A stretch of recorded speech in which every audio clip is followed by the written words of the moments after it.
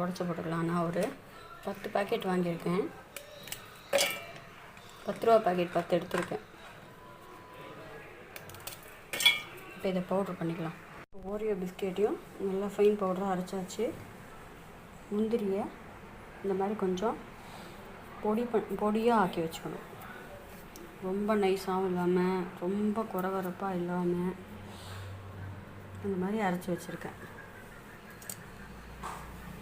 இப்போ ஒரு 1/2 cup sugar எடுத்து அதையும் நல்லா பவுடர் பண்ணி வச்சுருக்கேன். நம்ம பொடிச்சு வச்ச சுகரை இதில் பாதி, கேஷ்யூ பவுடரில் பாதியை போட்டுப்போம்.